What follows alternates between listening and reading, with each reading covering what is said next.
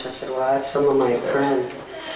And the reason that the girls talk about success in my story, in my job, the success is not myself. The success is in the people that I work with, and especially the volunteers of Yaki Sutta. They are, if they weren't for them, I would not be a success in the facility. I'd like to say good morning to everybody. I have said good morning so many times today that I can't imagine. I started at 6:30 this morning saying hello, hello. I haven't said hello to Father John, the ladies from Syracuse. Hi, everybody. So I would really like to thank everybody, and they really put me in a spot to have to come up here and talk today. I'm not a talker either. I'm all right at home, but not in front of a crowd that I don't know. Thank you.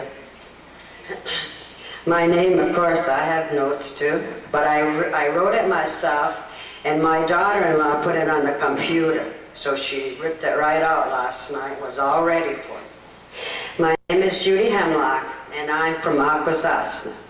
I am employed by Yaki Sutta, Home for the Elderly, which is located in the Snai district of Akwesasne. Akwesasne opened its doors 16 months ago and has a capacity for 30 residents. We have currently 26 elderly residents. We have one man there that will be 101 years old this July. Frank is quite the man at our home. He is the sparkle in our eyes every day. There are two ladies who reside there who are each 92 years old. One of these ladies is my grandmother, Agnes Goro. Alma introduced my grandmother today. And the other is her next door neighbor, Mrs. T. Both of these women were very active 6 months ago, making basket, an activity they have done all their lives. Both of them are very devout Catholics. Grandma was always a church worker, willing to do whatever had to be done. For example, the Corpus Christi celebration in June of each year involved all the ladies of the village getting together 2 or 3 nights a week in the spring to make crepe paper flowers for this important church event. I remember this function so well because it was close to my birthday. When I was a child, I didn't know what day my birthday was, only that it was Corpus Christi. Mrs. T was a very religious person. She sang in the choir all her life. Over the past 8 to 10 years, she had to give up singing her high notes because of shortness of breath. Prior to her needing to move to Yaki Sutta, she was always faithful in going to church regularly. Today, she carries her rosary beads all the time. On December 1st, of 1991, I never would have thought that 1 year later, my life would be so different. But then at the same time, it wasn't different. On the evening of December 1st, 91, I was so excited about packing my clothes for a 7-day cruise to the South Seas. About 7 p.m., the doorbell rang. My girlfriend Beatrice came in, and we got busy talking about my trip. She told me she knew about the trip and wanted to talk to me about this job that was posted in the papers. I told her I had read it a few times. She went on to tell me that nobody had even applied for the job. The job was for a social activity director for Yaki Sutta. I told her that I hadn't thought too much about it. I jokingly said that I had the qualifications except for the education, and that I felt that my chances of getting it were slim without the education. So she told me that I was the only one that she could think of that could do good in this job. She told me that with the experience I had gained over the years doing work in the community, that I had a lot of things going for me. So I said I'd look into the job when I got back from my trip. My job at the time was driving the school bus. I had been in this job for 20 years. If I'd have had the education, I could write a book of what happened to children over the past 20 years. After the crisis of '90, sadly, these children became unbearable. I never in my life thought that I didn't like children. I prayed a lot that fall. My grandmother always believed in prayers. She always said, work for the church. Somebody has to do it. You young people have to take over. So I did all these things and my prayers were answered. When I came home from my trip, I went to the office and filled out an application and forgot about it. As it was getting close to Christmas, I was starting to ask if the job had been awarded yet. The answer was always no. On Christmas Day, I got the most beautiful Christmas present. I opened a box with a sweater in it, and on the envelope on top of the tissue, and an envelope on top of the tissue. I opened the envelope, and there it was, a letter that said that I had gotten the job at Yakisota. I started my job on December 27, '91.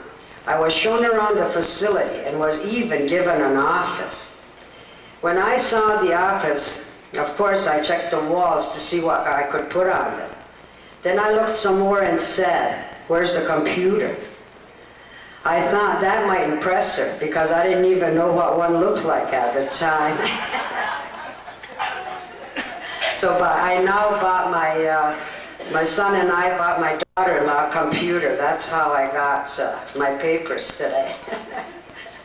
So this was the start of my new job with my dudas. Everybody in the facility I know personally. It didn't take long to feel at home. At Yakisota we have a varied mixture of resident illnesses and conditions. Some are very well, and there are a lot of chronic care residents. Some of these residents can't talk, but they always know when it is time for Mass and everyone goes.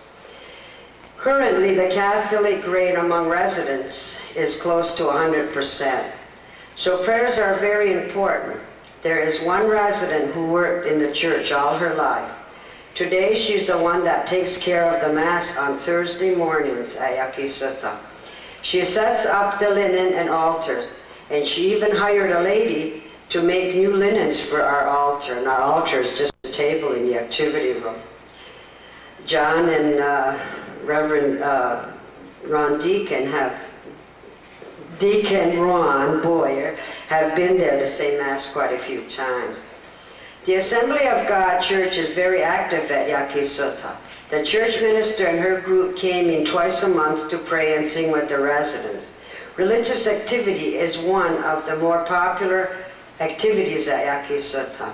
All you have to do is mention prayers and the resident hurry to the room where prayers are being held. Last month we lost a resident, and this was the first time that the family came in every night for the 9 days of prayers at 6 p.m. Traditionally, the 9 days of prayers following a person's burial is said at their last place of residence. On the last night, a dinner was served consisting of types of food that the person liked best.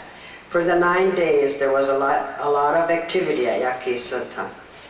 Oftentimes, some families of residents do not visit their family member as often as they should. A lot of the residents are able to get out and ride our bus. This does not replace the need that the residents have for contact with their families. As beautiful as Yakisota is, the native elders still find it difficult to live there. I have come to the conclusion that the Mohawk word for a nursing home or a home for the elderly is Jigstozalayan.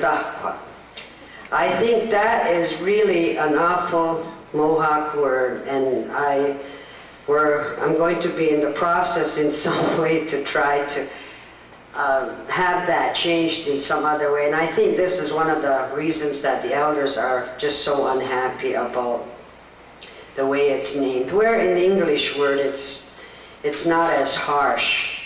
The meaning of this word is such a harsh word. No wonder the elders are not happy, as they should be. A month ago, we had a few people from the government explaining the rules and regulations of the province. The elders all said how well they liked it there. But when we get other people in, they're all hepped up and really enjoy the place. But when it comes to the nitty-gritty, it's not that way. The residents seem to get so much comfort from religion and prayer. As the social activity director, I find it difficult to find a balance between planning activities for the elders, which would include religious activities, and other types of social and cultural activities. In a few talks with my supervisors, I'm told to cooperate more culture activities. I wonder what that means. I myself don't know much about culture. I grew up Catholic and there was no culture in that. I remember real well that we were taught not to go to any other church except Catholic because it was a sin. It wasn't until the crisis of '90 that I felt so close to culture. The prayers that are said when burning tobacco was so touching to me. The prayers that are said at sunrise services were really good for me. I'd stand there and look around at the people and think of those that can't understand the Mohawk language and how much they were missing. As for Gadli the Gakwita, I couldn't believe 2 years ago how she reflected the Indian people. There were over 2,000 people at my first conference in Tucson, Arizona. When we came home, I wondered what was wrong with us Mohawks on our reserve. We worked for her cause, a handful of us. The rest of the people probably sat back and laughed. My mother was a great believer in Kadali.